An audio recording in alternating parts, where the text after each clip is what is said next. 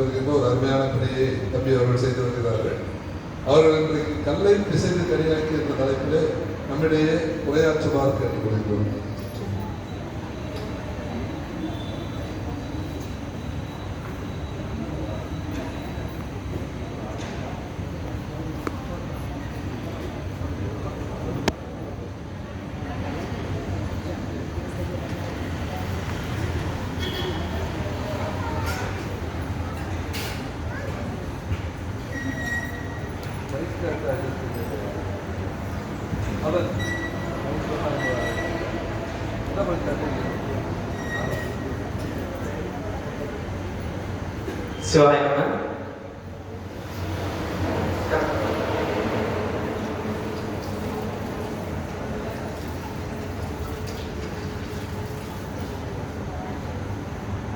திருச்சிற்றம்பலம். தென்னாடுடைய சிவனே போற்றி, எந்நாட்டவர்க்கும் இறைவா போற்றி, ஏகம்பத்துரை எந்தாய் போற்றி, பாகம் தென்னூறு ஆனாய் போற்றி, அண்ணாமலையம் அண்ணா போற்றி, கண்ணாரமுத கடலே போற்றி, காவாய் கனகத்திரளே போற்றி, கைலை மலையானே போற்றி போற்றி. சீரணியும் நுதலின் வெளி மழுமான் நாகம் திருந்தும் எரி பொருந்து இடம் தெரிந்திடாமல் காதாரணி அன்பரை ஆள அவர் போல் வந்த சைவ சிகாமணி எவர்க்கும் தலைவன் எங்கோன் காரணியும் நெடிய பொழில் கமலை வேந்தன் கருணை மலை பொழியும் இரு கடைக்க நாளன் பாரணி ஞான சம்பந்தன் எந்தை பரமன் இரு சரணமலர் பரவி வாழ்வான். எல்லாம் வல்ல செந்தமிழ் சொக்கநாத பெருமானுடைய திருவருட்கருணையினாலும் அருள்தரும் தெய்வநாயகி அம்மையுடன் அமர் ஜோலீஸ்வர பெருமானுடைய திருவருட்கருணையினாலும் அருள்மிகு சுபலோகநாத பெருமானுடைய திருவருட்கருணையினாலும் 63 குருவர்களாலும் தர்மையும் கமலையும் விரிதமிழ் கூடலும் அரசிருந்து அருளாட்சி செய்து கொண்டிருக்கின்ற தர்மயாதீனம் 27வது நட்சத்திர குருமா சன்னிதானங்களுடைய திருவடிகளையும் வணங்கிக் கொண்டு அடியனுடைய உரையை துவங்குகின்றேன். இந்த இனிய விழாவில் அடியனுக்கு வாய்ப்பினை நல்கிய ஐயா அவர்களுக்கும் விழா கமிட்டியாருக்கும் அவர்களின் திருப்பாதங்களை வணங்கிக் கொண்டு அடியனுடைய அறிமுக உரையை ஆரம்பிக்கிறேன். முதலில் மார்கழி மாதத்திற்குரிய சிறப்பினை பற்றி சிந்திப்போம். மார்கழி மாதம் என்பது இறைவனுக்கு வழிபாடு செய்வதற்கென்றே நம்மை அர்ப்பணிக்கக்கூடிய மாதங்களில் ஒன்று. அனைத்து மாதங்களும் வழிபாடுகளுக்குரிய மாதங்களே. இருப்பினும் மார்கழி மாதத்தை பொறுத்தளவு பார்த்தோம் அப்படின்னு சொன்னோம்னா முழுக்க முழுக்க வழிபாட்டுக்கே உரிய மாதங்களில் மார்கழி மாதமும் ஒன்று. குறிப்பாக சொல்ல போனோம் என்று சொன்னால் சைவர்களை பொறுத்தளவுக்கு திருவெம்பாவையும் வைணவர்களை பொறுத்தளவுக்கு திருப்பாவையும் ரெண்டு பாவையையும் நாம் சிந்திக்கின்ற ஒரு நன்னாள். மாதம் முழுவதுமே வழிபாடுகள், நிறைய வழிபாடுகள் அனைத்து இடங்களிலும் நிகழ்ந்து கொண்டிருக்கக்கூடிய ஒரு மாதம். கீதையில் கூட கிருஷ்ண பகவான் மாதங்களில் நான் மார்கழி என்றே குறிப்பிடுகிறார். அவ்வளவு சிறப்புடைய ஒரு மாதம். திருவெம்பாவை பற்றி சிந்திப்போம். திருவெம்பாவை பொறுத்தளவு பார்த்தோம் அப்படின்னா திருவாசகம் என்பதே இறைவன் நேரடியாக அருள பெற்ற ஒரு நூல். அவரே அவர் கைப்பட எழுதி அழகிய சிற்றம்பலம் உடையான் எழுதியது என்று கையொப்பம் விட்டு கொடுத்த ஒரு நூலாக கருதப்படுகிறது. அப்பேற்பட்ட நூலில் ஒரு மாதம் முழுமைக்கும் பாடக்கூடிய 30 நாட்களை உள்ளடக்கக்கூடிய, அதாவது முதல் பகுதி திருவெம்பாவையும் அதற்கு பிறகு திருப்பள்ளி எழுச்சியும் பாடக்கூடிய ஒரு அற்புதமான ஒரு வழிபாட்டு முறையை அவர்கள் உருவாக்கி கொடுத்துள்ளார்கள். அப்பேற்பட்ட மாணிக்கவாசக பெருமானுடைய அருள் வரலாற்றை சிந்திப்போம். மாணிக்கவாசக பெருமானுடைய இயற்பெயர் திருவாதவூரர். மதுரை அம்பதியிலே பரிவர்த்தன பாண்டியனுடைய காலம். இருவேறு கருத்துக்கள் நிலவுகிறது. 8ஆம் நூற்றாண்டில் வாழ்ந்தார் என்று ஒரு வரலாறும், இல்லை அதற்கு முன்பாக 3ஆம் நூற்றாண்டிலேயே வாழ்ந்தார்கள் என்று இன்னொரு வரலாறும் கூறப்படுகிறது. இரண்டுமே ஒத்துப்போகக்கூடிய அளவில் இருக்கிறது. நாம் ஒரு விதத்தில் பார்த்தோம் என்று சொன்னால் முதலில் வாழ்ந்திருக்கிறதுக்கு உண்டான வாய்ப்புகளே அதிகம் உள்ளது. காரணம் என்ன என்று சொன்னால், வரவண பாண்டியன் என்ற ஒரு மன்னனும் அரிமர்த்தன பாண்டியன் என்ற ஒரு பெயரிலேயே அழைக்கப்படுகிறார். அவருடைய காலம் 3ஆம் நூற்றாண்டாகவே கருதப்படுகிறது. எனவே முதலில் வாழ்ந்திருக்கக்கூடிய வாய்ப்புகள் அதிகம். சுந்தரமூர்த்தி நாயனார் திருத்தொண்ட தொகையில் எல்லா அடியார்களை பற்றி சொல்லும் போது மாணிக்கவாசகரை மட்டும் அவர் நேரடியாக குறிப்பிடாத காரணத்தினால் அவரை இதற்குள் இல்லை. அப்போ 8வது நூற்றாண்டு அப்படிங்கிற மாதிரி சொல்றாங்க. பட் இருந்தாலும் அவங்க இன்னொரு காரணம் சொல்றாங்க. அதாவது சிவத்தோடு ஒன்றாக கலந்து சாமியாவே மாறிட்ட காரணத்தினால அவரை தனியாக குறிப்பிட்டு சொல்வதற்கு சாமி தயங்கின காரணத்தினால் அவருடைய வரலாறை நேரடியாக சுந்தரமூர்த்தி சாமிகள் குறிப்பிடவில்லை என்று ஒரு கருத்தும் கூறப்படுகிறது. இத்தகைய பெருமைகளை உடையவர் நம் மாணிக்கவாசக பெருமான். அரிமர்த்தன பாண்டியனுடைய காலத்தில் முதலமைச்சராக அவரது அரசவையில் வாழ்ந்தவர். முதலமைச்சர் என்று சொன்னால் அரசருக்கு அடுத்து பணியில் உள்ளக்கூடிய ஒரு பதவி. அரசர் கட்டளைகளை இடுவார். அந்த கட்டளைகளை ஏற்று வழிநடத்தி மக்களுக்கு கொண்டு செல்லக்கூடிய பணி. அப்படி என்று சொன்னால் கிட்டத்தட்ட ஒரு அரசினை ஏற்று நடத்தக்கூடிய ஒரு பணியில் இருந்தவர். அப்பேற்பட்ட ஒரு உயரிய அதிகாரம் மிக்க ஒரு பதவியில் இருந்தவர். அவர் நினைத்திருந்தால் வேண்டிய சமய பெரியோர்களை அவருடைய இடத்திற்கே அழைத்து வந்து அவருக்கு தேவையான விஷயங்களை அவர் தெரிந்து கொண்டிருக்கலாம். ஆனா அவருடைய தாக்கம் என்னவாக இருந்துச்சு என்று சொன்னால், ஒரு குருவை தேடி போக வேண்டும், அடியனுடைய ஞானத்தையே தேடி போக வேண்டும் என்ற ஒரு ஆர்வம் அவரிடம் அது மட்டுமே அவருக்கு இருந்து கொண்டே இருந்தது. இறைவனை ஆசிரியராக வணங்கக்கூடிய சன்மார்க்க நெறியை நமக்கு அருளியவர் மாணிக்கவாசக பெருமான். 4 நெறிகளை சைவம் நமக்கு போதிக்கிறது. 4 நெறிகளை சைவம் நமக்கு போதிக்கிறது. சரியை, கிரியை, யோகம், ஞானம் என்னும் 4 நெறிகள். சரியை என்பது என்ன என்று சொன்னால் தொண்டு நெறி. கோயில்களுக்கு தொண்டு செய்தல், தீபம் ஏற்றுதல், தூய்மைகள் செய்யும் பணி, இந்த மாதிரியான பணிகளை செய்வதற்கு பேரு சரியை நெறி என்று குறிப்பிடுகிறோம். கிரியை நெறி, மகன்மை நெறி, அதாவது இறைவனை தந்தையாக நினைத்து வழிபடக்கூடிய நெறி கிரியை நெறி என்று அழைக்கப்படுகிறது. அடுத்த நெறி யோக நெறி. அதன் பிறகு ஞான நெறி என்று சொல்லப்படக்கூடிய சன்மார்க்க நெறி. தொண்டு நெறியை பின்பற்றி உயிரை அடைந்தவர் திருநாவுக்கரசர் பெருமான், அப்பர் பெருமான். கிரியை நெறியை பின்பற்றி சிவனடி அடைந்தவர் நமது ஞானசம்பந்த பெருமான். சுந்தரமூர்த்தி நாயனார் பெருமான் இறைவனை நன்றாக கொண்டு சகமார்க்கம் என்று சொல்லப்படக்கூடிய யோக நெறியை பின்பற்றி உயிரை அடைந்தவர். அவ்வரிசையில் ஞான மார்க்கம் என்று சொல்லப்படக்கூடிய சன்மார்க்க நெறியை நமக்கெல்லாம் போதித்துவிட்டு இறைவனோடு இரண்டர கலந்தவர் நமது மாணிக்கவாசக பெருமான். அவருடைய முற்காலத்திலே ஞானத்தை அடைய வேண்டும் என்ற ஒரு தாகம் மட்டுமே அவருக்கு இருந்தது.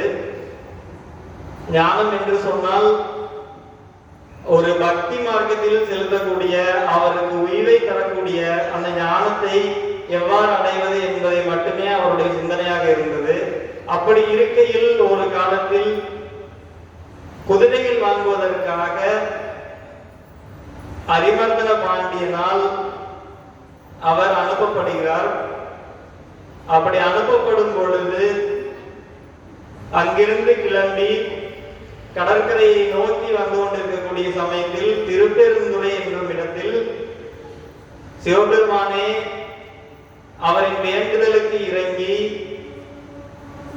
ஆதிரையாய் ஆழ்நிழலாய் ஆனேறு ஊர்ந்தாய் என்று அப்பெருமான் சொல்வது போல ஆழ நிழலில் அமர்ந்திருக்கக்கூடிய சிவபெருமான் அந்த நாள் ஒரு குருந்த மரத்தின் நிழலடியில் அமர்ந்திருந்து அடியாருக்காக காத்திருந்தார்.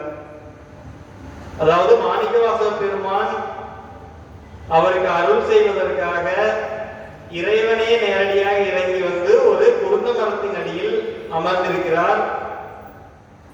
சீடர்கள் எல்லாம் அவரை சூழ்ந்திருக்கின்றார்கள். அவ்வழியே வந்து குதிரை வாங்குவதற்காக வந்த மாணிக்கவாசக பெருமான் அந்த வழியே இருக்கின்ற குருநாதரை பார்த்த மாத்திரத்திலேயே அவருக்கு ஞானம் பெறும் அந்த அறிவானது எட்ட ஆரம்பிக்கிறது. சோ இவரே நம் குருநாதர் என்று உணர்ந்து சுவாமியை அந்த இடத்திலேயே வணங்கி அங்கே இருந்து பணிவிடைகள் செய்து ஆரம்பிக்கிறார். இப்போது எப்படி நமக்கு ஸ்கூல் காலேஜஸ் எல்லாம் இருக்கோ, சோ அந்த காலத்துல எல்லாம் எப்படி இருக்கும் அப்படின்னா குருகுல முறை கல்வி தான் இருக்கும். ஸ்டூடெண்ட்ஸ் நிறைய இருக்கிறதுனால நான் உங்க லாங்குவேஜ்க்கே வரேன், ஓகேவா? இப்போ அந்த காலத்துல எல்லாம் எடுத்துட்டோம் அப்படின்னா குருகுல முறை கல்வியே இருக்கும். குருகுல முறை கல்வியை பொறுத்த அளவுக்கு பார்த்தோம் அப்படின்னா சம்பந்தப்பட்ட குருநாதருடைய இடத்திற்கே சென்று நாம் படிக்க வேண்டும். இப்போ நமக்கு தனித்தனி இன்ஸ்டிடியூஷன், அதாவது தனித்தனியான கல்வி சாலைகள் இருக்கின்றது போல அந்த காலத்தில் குருகுல முறை கல்வி என்ற ஒன்று இருந்தது. சோ அப்போ குருவை நாம் தேடி குருவிடம் சென்று அவருக்கு பணிவிடைகள் செய்யும் போது குரு நமது பக்திக்கு இறங்கி நமக்கான அந்த கல்வி நமக்கு கற்றுத் தருவார். மாணிக்கவாசர் அங்க போறார், அங்க கொஞ்ச நாள் இருக்காரு. இருந்த உடனே கொஞ்சம் கொஞ்சமாக பணிவிடைகள் செய்ய ஆரம்பித்து அவர் அந்த ஞானத்தை கொஞ்சம் கொஞ்சமாக அடைய ஆரம்பிக்கிறார். இவர் வரவில்லையே, ஏன் இவ்வளவு நாள் ஆகிவிட்டது என்று அரிமர்தன பாண்டியனுக்கு ஒரு சந்தேகம். பிறகு சில நாள் கழித்து நன்றாக அவர் ஞானத்தை கற்றுக்கொண்டு வந்த போது அவருக்கு ஞாபகம் வருகிறது, குதிரை வாங்க வந்தோமே, அதற்குள் நாம் வந்து படிக்க இருந்துவிட்டோமே என்று அவருக்கு யோசனை தோன்றுகிறது. பிறகு அங்கிருந்து கிளம்பி மதுரையை நோக்கி வருகிறார். மதுரை நோக்கி வரும் வழியில் இந்த மாதிரி நாம் இங்கு அமர்ந்துவிட்டோமே என்று சொல்லி குருநாதரிடம் சொல்லும் பொழுது ஆவணி மூல நாளன்று குதிரை வரும் என்பதை மட்டும் நீ போய் சொல்லு என்று சொல்கிறார். அதே போல ஆவணி மாதம் மூல நட்சத்திரம் குதிரை உங்கள் பகுதியை வந்து சேரும் என்று மன்னரிடம் போய் தெரிவிக்கிறார். சுவாமி ஒரு வாக்கு கொடுத்து விட்டாரே என்று எல்லாரும் எதிர்பார்த்து காத்திருக்கிறார்கள். அதே போல ஆவணி மூல நாள் என்று சுவாமி நரிய காட்டில் உள்ள நரிகளை எல்லாம் குதிரைகளாக மாற்றி தானும் ஒரு குதிரை சேவனாக அந்நரியில் ஒரு பரியாக மாறிய ஒரு நரியின் மீது ஏறி அமர்ந்து மதுரையை நோக்கி வருகிறார்கள். மதுரையிலே அரிமர்தன பாண்டியனை சந்தித்து குதிரையினுடைய லட்சணங்களை எல்லாம் அவர் சரிபார்த்து பிறகு தன்னுடைய குதிரை லாயத்தில் கொண்டு போய் அடைத்து விடுகிறார்.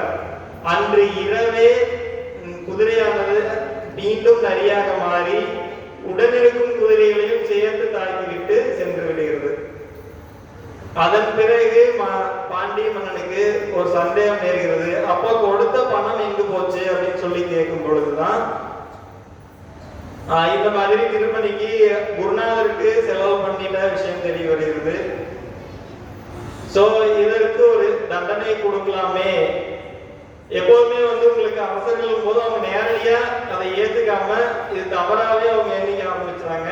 சோ அப்படிங்கும் போது அவங்க வந்து இதுக்கு ஒரு தண்டனை கொடுக்கலாமே அப்படின்னு சொல்லி மாணிக்கவாசகரை சிறையில் அடைக்கிறாங்க. அப்படி சிறையில் அடைக்கும் போதுதான் சுவாமி என்ன பண்றாரு என்று சொன்னால் ஒரு வெள்ளத்தை உருவாக்குகிறார். பெருவெள்ளமானது வைகை கரையை கடந்து ஊருக்குள் புகுந்து விடுகிறது. அங்கிருந்த தடுப்பணைகளை எல்லாம் உடைத்துக் கொண்டு வருகிறது. அவ்வாறான ஒரு சூழ்நிலையில் அங்கு ஒரு ஏழை கிழவி வண்டி என சொல்லப்படக்கூடிய ஒரு பாட்டி விற்று கொண்டிருக்கிறார். அவர்களுக்கு உறவு என்று சொல்லிக் கொள்வதற்கு யாரும் இல்லை, சுவாமி ஒருவரை தவிர. அவ்வாறான ஒரு சூழ்நிலையில் சுவாமியே மனமிறங்கி அந்த வண்டி கிழவிக்கு உதவி செய்யும் பொருட்டும் அதே நேரத்தில் மன்னவருக்கு வந்து உணர்த்தும் பொருட்டும் நேரடியாக இறங்கி வந்து ஒரு தொழிலாளியை போல வருகிறார். வந்து வண்டி கிழவியிடம் தங்களுடைய பங்கை நானே செய்கிறேன் என்று கேட்கிறார். ஐயா, என்னிடம் கொடுப்பதற்கு ஒன்றும் இல்லையே, அடியேன் ஒரு புட்டு வைத்துக் கொண்டிருக்கும் ஒரு கிழவி, மற்றபடி என்னிடம் எந்த ஒரு வருமானமும் இல்லையே என்று கூறுகிறார். நீங்கள் வருமானமாக நீங்கள் கொடுத்தாலும் அதை நான் உணவுக்கு தான் பயன்படுத்த போகிறேன், அப்படி என்னும் போது நீங்கள் உணவாகவே கொடுத்து விடுங்கள் என்று கேட்கிறார். அதுவும் என்னுடைய தினசரி செலவுக்கு வருமானத்தின் அளவுக்கு தானே வரும், அதனால் உதிர்ந்து போகும் பிட்டை மட்டும் நான் வெளியில் இருப்பவர்களுக்கு நான் தானமாக கொடுக்க வேண்டிய ஒரு சூழலில் இருக்கிறேன் என்று சொல்லும் பொழுது, சரி உதிர்ந்த பிட்டையே எனக்கு கொடுங்கள், அதுவே அடியேனுக்கு போதும் என்று சுவாமி சொல்கிறார். சரி என்று சொல்லிவிட்டு அதன் பிறகு பணியை ஆரம்பிக்கிறார்கள். சுவாமி அந்த இடத்தில் ஒரு திருவிளையாடலை நடத்துவதற்காக ஒரு கூடை மணலை அள்ளி ஏரியின் மேல் போடுவதும், பிறகு வந்து சிறிது நேரம் ஓய்வு எடுப்பதும், மீண்டும் அதே போல் செய்வதும், இவ்வாறாக அந்த கரையை முழுமையாக அடைக்காமல் வேண்டுமென்றே தாமதப்படுத்திக் கொண்டே இருக்கிறார். அந்த நேரத்தில் ஆய்வு பணிக்காக ஹரிபத்ர பாண்டிய மன்னர் அப்பகுதியை நோக்கி வருகிறார்கள். அப்பகுதியை நோக்கி வரும் பொழுது எல்லா கரையிலும் அடைந்திருக்கின்றது, வந்தியின் பங்கு மட்டும் அடைபடாமல் அப்படியே இருப்பதை காண்கிறார்கள். சோ இதனை பார்த்தவுடன் பாண்டியன் யார் இந்த பணியை செய்கிறார்கள் என்று கேட்கும் பொழுது அந்த கூலியாளை வந்து காட்டுகிறார்கள். சென்று பார்க்கும் பொழுது சுவாமி உறங்கிக் கொண்டிருக்கிறார். அப்படி உறங்கிக் கொண்டிருப்பதை கண்ட மன்னர் பணி நேரத்தில் தூங்குகிறாரே என்று சொல்லி ஒரு பிரம்பை கை கொண்டிருந்த பிரம்பை எடுத்து ஒரு அடி வைக்கிறார். அந்த ஒரு அடியானது உலகத்தில் உள்ள எல்லா உயிர்களுக்கும் பட்டதாம். சோ ஒரு தொழிலாளியை அடிக்கும் ஒரு அடியானது மொத்த உலகத்தையும் பாதிக்கும் என்பதை முதலில் நமக்கு உணர்த்தியவர் சுவாமியே. சோ அப்பேற்பட்ட ஒரு பெரும் திருவிளையாடலை நடத்துகிறார்கள். அதன் பிறகு சுவாமியுடைய அனுகிரகத்தால் கரைகள் அடைக்கப்பட்டு வைகையாறு எப்போதும் போல செயல்பட ஆரம்பிக்கிறது. அதன் பின்னராக சுவாமி திருவாசகத்தை அருள ஆரம்பிக்கிறார். திருவாசகத்தை பாட ஆரம்பித்த மாத்திரத்திலேயே சுவாமி ஒரு அந்தனர் வடிவில் வந்து அவருடைய பாடலை கேட்க ஆரம்பித்து, இதை நான் எழுதி தரட்டுமா என்று கேட்கிறார். சரி எழுதுங்கள் என்று சொல்லி எழுத ஆரம்பிக்கிறார்கள்.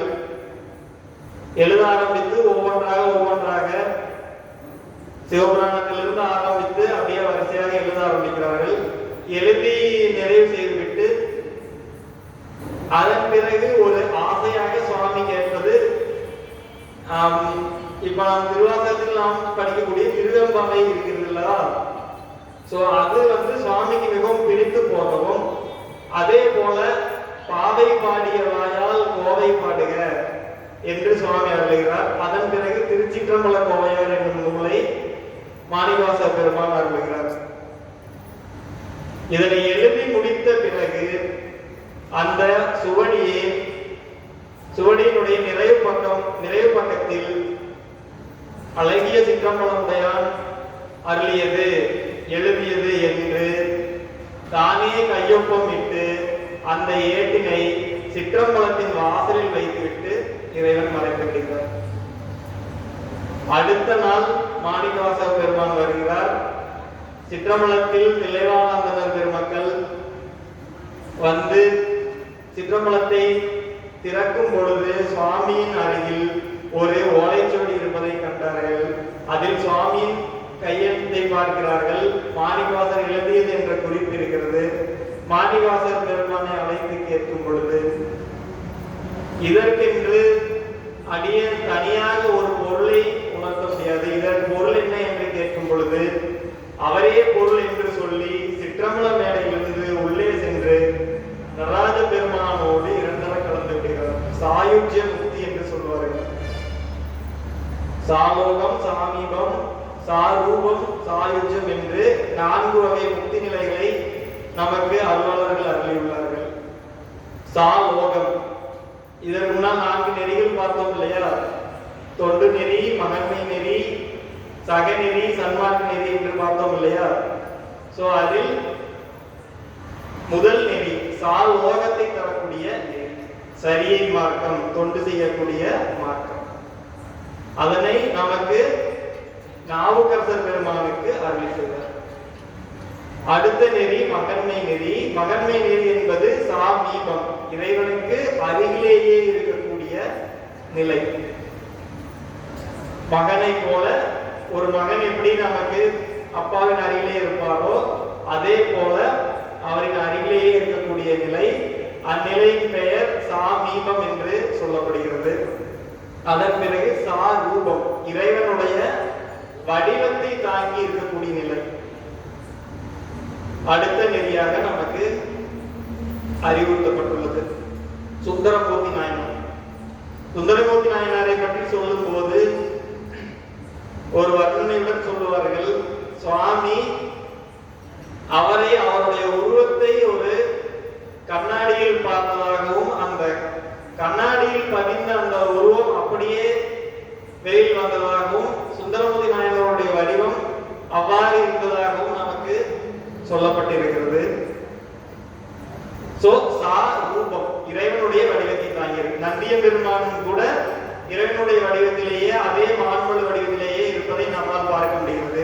ஐயாற்றில் எடுத்துக்கொண்டோம் என்று சொன்னால் திருவையாறில் நந்திய பெருமானுடைய அவதார தலத்தில் சுவாமி ஓடு சேர்ந்த அதே வடிவத்திலேயே நந்திய பெருமானை நாம் பார்க்கலாம். மான்மழுவோடு இருப்பார்.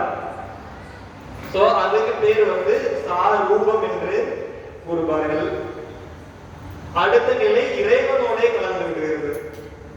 முதல் நிலை இறைவனது இருப்பிடத்தில் இருப்பது, இரண்டாம் நிலை இறைவனுக்கு அருகில் இருப்பது, மூன்றாம் நிலை இறைவனின் வடிவத்தை தாங்குவது, நான்காம் நிலை இறைவனோட இரண்டரை கலந்து விடுகிறது. அந்த நான்காம் நிலையாகிய ஞான நிலையில் இறைவன் மாணிக்கவாசக பெருமானை ஆட்கொள்கிறார். அதனாலே நம்ம திருவாசகத்திற்கு ஒரு தனி சிறப்பே உண்டு. திருவாசகத்துக்கு உருகார், ஒரு வாசகத்துக்கும் உருகார் என்று கூறப்படுகிறது. சரி, இது திருவாசகமும் மாணிக்கவாசகருடைய அருள் வரலாறும். நம்ம கொடுத்திருக்கக்கூடிய தலைப்பும் அதேதான், கல்லை பிசைந்து கனியாக்கி என்று தலைப்பு. இது அவருடைய வரலாறுல நேரடியா பொருந்தி போகும். காரணம் என்னன்னு சொன்னோம்னா, ஒரு அரசாங்கத்தையே கட்டிக்காக்கூடிய ஒரு நிலை. இந்த பாடல் எங்கிருந்து எடுத்திருக்காங்க அப்படின்னு சொன்னோம்னா, திரு அம்மானையில கல்லாமணத்து கடைப்பட்ட நாயகனை வல்லாளன் தென்னன் பெருந்துளையான் பிச்சேற்றி கல்லை பிசைந்து கனியாக்கி தன்கருணை வெள்ளத்து அழுத்தி வினைகணிந்த வேதியனை தில்லை சிற்றம்பலம் மண்ணும்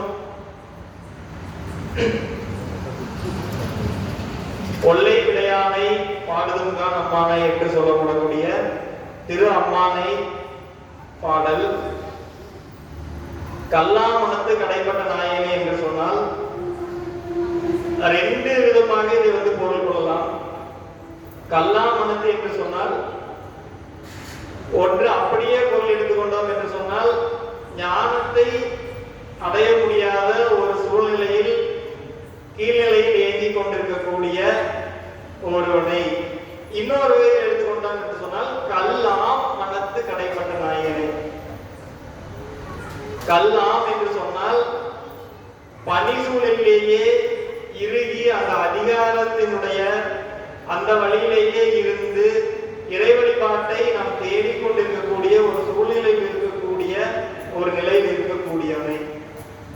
முதல் அப்படியே பிரித்தோம் என்று சொன்னால், கல்லா மனத்து என்று சொன்னால், என்னால ஒரு விஷயத்தை தெரிஞ்சுக்க முடியலையே, ஓகேவா? சோ அப்ப என்னால கல்வி கற்க முடியலையே என்ற ஒரு ஏக்கத்தில் இருக்கக்கூடிய ஒருவனை. நம்ம நிறைய இடத்துல திருவாசகத்துல பார்த்தோம் அப்படின்னோம்னா, நாயனை நாயனை, அதாவது நாயை பத்தி நிறைய சொல்லியிருப்பாங்க. நாயனை தன்னடிகள் பாடுவித்த நாயகனை, நாயிற் கடையாய் கிடந்த அடியேற்கு, இந்த மாதிரி நாயை பத்தி நிறைய சொல்லியிருப்பாங்க. நாய் ஒரு நன்றியுள்ள பிராணி தான். ஏன் அவர் அதைய கீழ் நிலையில் இருக்க அப்படிங்கிறத சொல்றதுக்காக சொல்றாரு அப்படின்னா, நாய் நமக்கு எந்த அளவுக்கு விசுவாசமா இருக்கிறதோ, அதே நேரத்தில் அதோடைய என்ன அலைகள் எப்படி இருக்கும் அப்படின்னு சொல்லி சயின்டிபிக்கலா, அதாவது வரலாறு ரீதியா என்ன, அறிவியல் ரீதியா என்ன சொல்றாங்க அப்படின்னா, அதோடைய மைண்ட் செட் மாறிக்கிட்டே இருக்கும். ஒரு குறிப்பிட்ட மைண்ட் செட்ல ஒரு நாய் மாதிரியான அதாவது வளர்ப்பு உயிரினங்களை ஒரு குறிப்பிட்ட ஒரு மனநிலையிலேயே வளர்க்க முடியாது. சோ அதோடைய மைண்ட் செட், அதோடைய எண்ண ஓட்டங்கள் மாறிக்கொண்டே இருக்கும். அது போலவே அடியேனால் ஒரு இடத்தில் அமர்ந்து ஒரு குறிப்பிட்ட ஒரு விஷயத்தை அடைய முடியவில்லையே, அதே போல எனது மனம் அலைவாய்ந்து கொண்டிருக்கிறது என்பதை மாணிக்கவாசகர் சொல்லாமல் நமக்கு உணர்த்துகிறார். அதுதான் முதல் வரியினுடைய பொருளாக ஒழிக்கும். கல்லா மனத்து கடைப்பட்ட நாயனை, வல்லாளன் தென்னன் பெருந்துரையான், அனைத்தையும் மாற்றக்கூடிய வல்லமை பொருந்தியவர் இறைவனே. அப்படிப்பட்ட இறைவன் அனைத்திற்கும் வல்லவன். அவரை மாணிக்கவாசகர் எங்கு சந்தித்தார் என்று சொன்னால், பெருந்துறையில் சந்தித்தார். திருப்பெருந்துறை என்கின்ற தலத்திலே குருவாக சந்திக்கின்றார். எனவே அவர் அந்த திருப்பெருந்துறையில் இறைவனை சந்தித்ததன் காரணமாக திருப்பெருந்துறையை நோக்கியே அவருடைய பதியங்கள் நிறைய இருக்கும். சோ பெருந்துறையில் அடியனை ஆட்கொண்டு பிச்சி ஏற்றி, பிச்சி ஏற்றி என்று சொன்னால் இறைவனை மட்டுமே நினைத்து, அதாவது ஒரு விஷயத்தை நினைத்து அதன்பாலே மனசை கொண்டு சென்றிருக்கக்கூடியது. சோ அந்த நிகழ்வின் பெயர் பிச்சி ஏற்றி. சோ வல்லாளன் தென்னன் பெருந்துரையான் பிச்சி ஏற்றி, அந்த நிலையிலேயே ஒரு பிரம்மை பிடித்தவன் போல என்னை மாற்றி பெருந்துறையில் இருந்து என்னை ஆட்கொண்டு தன்னுடைய கருணையின் காரணமாக அடியேனுக்கு சிற்றம்பலத்தில் சென்று சிற்றம்பலத்தில் தன்னோடு என்னை இணைத்துக் கொண்ட அந்த பெருமானுடைய பெருமையை நாம் பாடுவோம் என்பதை சொல்வதாக அந்த பாடலானது நமக்கு அமைந்திருக்கும். அவருடைய வாழ்க்கை வரலாறு அந்த ஒரு பதிகத்திலேயே, அந்த ஒரு பாடலிலேயே மாணிக்கவாசகர் பெருமான் சொல்லிவிட்டு சென்றிருப்பார். அதை நம் வாழ்க்கையோடு எப்படி ஏற்றுக்கிட்டு போலாம் அப்படின்னா, நம்மளுடைய லைஃப்ல டெய்லி ஏகப்பட்ட ஸ்ட்ரெஸ்ஸஸ் நம்ம பார்க்கிறோம். ஸ்கூல் ஸ்டூடெண்ட்ஸ் அப்படின்னு எடுத்துட்டோம்னா, மாணவர்களை பொறுத்தளவுக்கு படிக்கணும், எழுதணும், இதையெல்லாம் தாண்டி அசைன்மெண்ட்ஸ் இந்த மாதிரி ஒர்க்ஸ் எல்லாம் நம்ம கொடுப்பாங்க. ஸோ இதெல்லாமே ஒரு ஸ்ட்ரெஸ்ஸா இருக்கும். ஒர்க் பண்றவங்களா இருந்துச்சுன்னா டெய்லி டாஸ்கை கம்ப்ளீட் பண்ணணும் இல்லையா? டெய்லி டாஸ்கை கம்ப்ளீட் பண்ணணும். நியூ ஒர்க்ஸ் புது வேலைகள் வந்துச்சு அப்படின்னா புது வேலைகளுக்கு நம்மளை தயார்படுத்தணும். ஸோ இந்த மாதிரி வாழ்க்கையானது ஒரு ரொட்டேஷனை நோக்கியே செயல்பட்டுட்டே இருக்கு. ரொட்டீன் ஒர்க்காவே செயல்பட்டு இருக்கோம். சோ அப்ப என்ன ஆகுதுன்னா, வழிபாட்டு மட்டுமே இல்லாம வாழ்க்கை முழுக்க ஒரு இறுக்கத்தை வைத்துக் கொண்டே இருப்போம். சோ கல்லாம் மனம் என்பது நாம் இந்த இடத்தில் இப்படி கூட நமக்கு பொருள் கொள்ளும் போது நம்ம இப்படி கூட எடுத்துக்கலாம். அருளாளர் அவருடைய பொருள்ல அவரை பற்றி அவர் சொல்லி இருக்கிறார். நாம் அதை நம்மோடு ரிலேட் பண்ணி, நம்மோடு தொடர்படுத்தி பார்க்கும்போது இப்படி தொடர்படுத்திக் கொள்ளலாம். கல்லை போன்று நம்முடைய மனமானது இருக்கக்கூடிய ஒரு தன்மை இருக்கக்கூடியது. அந்த ஒரு நிலையை இறைவன் நினைத்தால் நம்மை எல்லாம் மாற்றி சிறிது சிறிதாக அதனை கரைத்து கல்லை போன்று கடினமாக இருப்பவரை கனியை போன்று மென்மையானவராக மாற்ற முடியும். அப்படி என்று சொன்னால் தினமும் வழிபாடு என்பது மிகவும் இன்றியமையாத ஒன்றாக இருக்கும். யாவருக்குமாம் இறைவருக்கு ஒரு பச்சிலை, யாவருக்குமாம் பசுவுக்கு ஒரு வாயுவை, யாவருக்குமாம் உண்ணும் போது ஒரு கைப்பிடி, யாவருக்குமாம் பிறருக்கு இன்னுரை தானே என்று திருமூலர் பெருமான் அருளியிருப்பார். வழிபாடு என்பது அதைத்தான் கூறுகிறது. ஒரு வழிபாடு என்பது என்ன என்று சொன்னால்,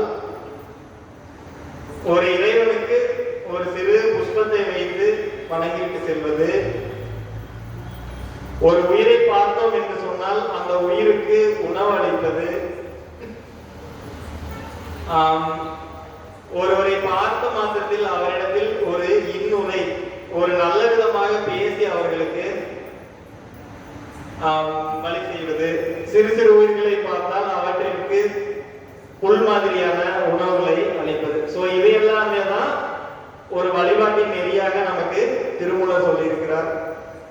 எனவே இந்த ஒரு பிறவியை நமக்கு அளித்த இறைவனை தினமும் சிறிது நேரமாவது வழிபாடுகள் செய்து நம்முடைய அன்றாட வாழ்வில் இருக்கக்கூடிய இறுக்கங்களையும் மன இறுக்கங்களையும் சிறிது சிறிதாக குறைத்துக் கொள்வோம். எனவே வழிபாட்டினை அனைவரும் தொடர்ந்து அவரவருக்கு முடிந்த அளவுக்கு தினசரி ஒரு 5 நிமிடங்கள் அல்லது ஒரு 10 நிமிடங்கள் வீட்டிலேயே இருந்து வழிபாடு செய்யலாம். வாரம் ஒரு முறையாவது திருக்கோயிலுக்கு வந்து வழிபாடு செய்யலாம். அதற்காகவே நமக்கு நமது முன்னோர்கள் வழிபாடு செய்ய வேண்டும் என்பதற்காகவே நமக்கென்று நிறைய விழாக்களை ஏற்படுத்தி கொடுத்துள்ளார்கள். திருவம்பாய் விழா போன்று, தேர் திருவிழாக்கள் போன்று முன்னால் இருக்கக்கூடிய நமது முன்னோர்கள் நிறைய விழாக்களை நமக்கு செய்திருக்கிறார்கள். அந்த விழாக்களில் எல்லாம் வந்துள்ளோம். விழாவினுடைய சிறப்பு என்று சொன்னால், விழா என்பது நமக்கு சமயத்தை மட்டும் சொல்லித் தருவது மட்டுமில்லாது ஒற்றுமையும் சேர்ந்து சொல்லித் தருவது. பெரும்பாலும் ஃபங்க்ஷனுக்கு போறோம்னா அங்கேயே நம்ம போன் நோண்டிட்டே வந்துடணும். ஒரு 4 பேருக்கு பார்த்தோம்னா நேருக்கு நேர் பேசுறதுக்கு யோசிக்கிறோம் இல்லையா? சோ அதெல்லாம் இல்லாம என்ன பண்ணலாம் அப்படின்னா, வர்ற மக்கள்கிட்ட பேசி அதே நேரத்துல வழிபாட்டை பண்ணோம் அப்படின்னம்னாலே நம்மளுடைய லைஃப் வந்து நம்மளுடைய வாழ்க்கை ஒளிமயமானதாக அமையும். எனவே அனைவரும் வழிபாட்டினை கடைபிடித்து நம்முடைய மன இறுக்கங்களை போக்கி, எப்படி நமக்கு மாணிக்கவாசக பெருமானுக்கு அவருடைய ஆட்சி அதிகாரம் அத்தனை வேலைகள் இருந்தும் அவருடைய நோக்கமானது இறைவனை அடையக்கூடியதாக மட்டுமே இருந்த காரணத்தினால் இறைவனே நேரில் இறங்கி வந்து அவருக்கு உண்டான அனைத்தையும் அவரே அருளி அவரே எழுதியும் கொடுத்து அவருக்கு உயிரை தந்தாரோ, அதுபோல நாமும் இறைவனை வேண்டிக் கொண்டே இருந்தோமானால் நமக்கு தேவையானதை வேண்டத்தக்கது அறிவோய் நீ என்று அதே மாணிக்கவாசக பெருமான் கூறியிருக்கிறார். இறைவனுக்கு நமக்கு என்ன வேணுங்கிறது இறைவனுக்கு தெரியும். வேண்ட முழுதும் தருவோய் நீ. நான் வேண்டின அப்படின்னா எனக்கு தேவையானதை நீயே தருவ. ஒண்ணு வேணும்னு உனக்கு தேவை என்று சொன்னாலும் அது உன்னுடைய விருப்பப்படியே நடக்கட்டும். வேண்டும் பரிசு உண்டெனில் அதுவும் உந்தன் விருப்பன்றே என்று மாணிக்கவாசக பெருமான் சொல்லியிருக்கிறார். எனவே நாம் வழிபாட்டினை தொடர்ந்து செய்து கொண்டு வரும்போது இறைவனை நமக்கு தேவையான விஷயங்களை நமக்கு அருளி நமக்கு ஒரு உயிரினை தருவார். எனவே இது போன்ற நிகழ்வுகளில் அனைவருமே கலந்து கொண்டு இறைவனுடைய திருவிழலுக்கு பாத்திரராகும்படி அனைவரையும் வேண்டிக் கொள்கிறோம். எல்லார்களையும் பொறுத்தருவாய் கட்சியகமனே அடியனுடைய உரைக்கு இதுகாரம் ஒத்துழைப்பளித்த அனைத்து அடியார் பெருமக்களையும் அன்பர் பெருமக்களையும் விழாவினை ஏற்பாடு செய்து கொடுத்த ஐயா அவர்களுக்கும் இறைவனுக்கும் மனமார்ந்த நன்றி தெரிவித்துக் கொள்கிறேன்.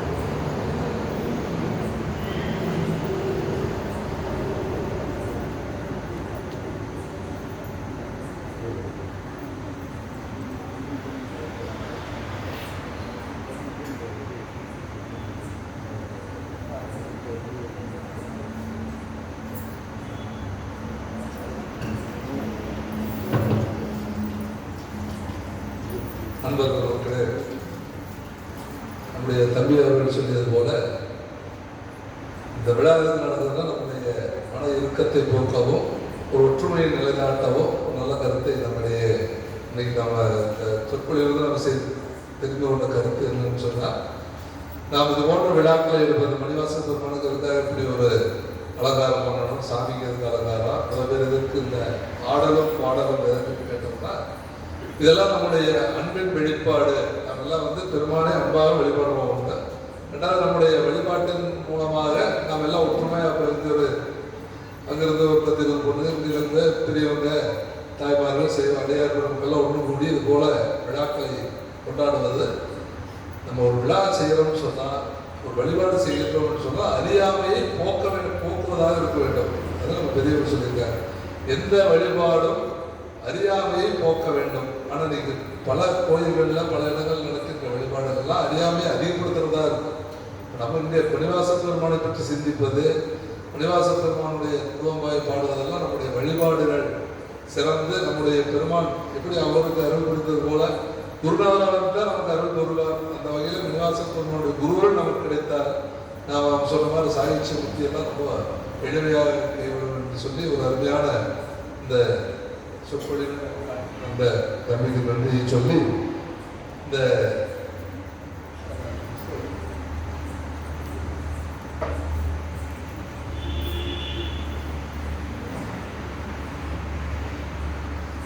நம்முடைய ரங்கசாமி ஐயா அவர்கள் இந்த நினைவு பரிசாக இந்த சித்தாந்த விளக்கம் என்ற ஐயாவுடைய